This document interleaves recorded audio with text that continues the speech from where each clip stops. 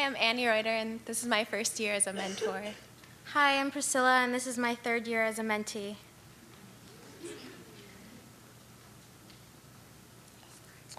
The week before I turned 17, we discussed Adele's 19 and 21, our ages and our generations.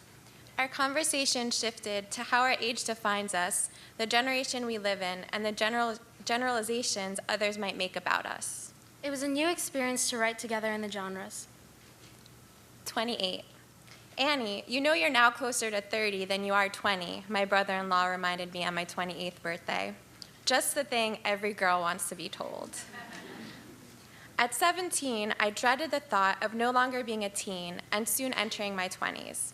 I felt old and decrepit, and the thought of college and the dreadful real world soon filled me with fear. I did not want to be an adult with responsibilities, with a boring 9-to-5 job. I didn't want to be miserable. At 17, that seemed to be my immediate future, and it scared me to death. It's strange that now, being 28, I feel so young.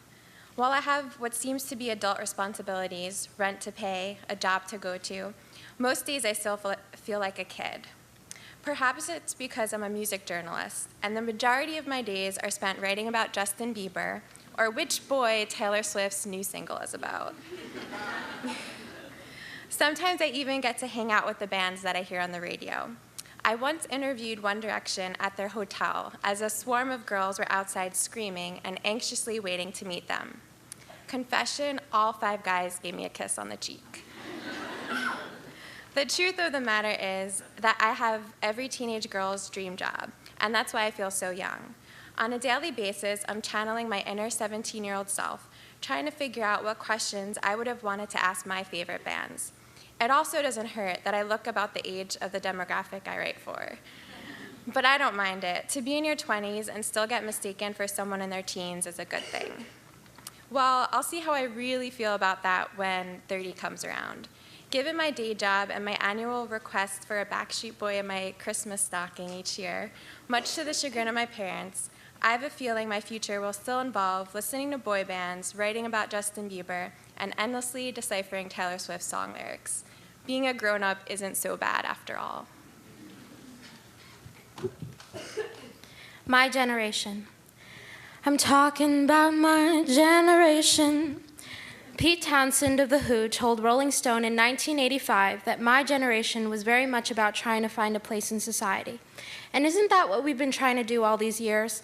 Each generation has followed the trends, from the shoulder pads of the 80s to the hipster glasses that don nearly every bushy-tailed face. Or as the hipsters like to think, I was into that before it got too mainstream. Our jargon has only indicated that we've developed so much as a civilization. You know you're a truly advanced species when you have more than one way to say cool.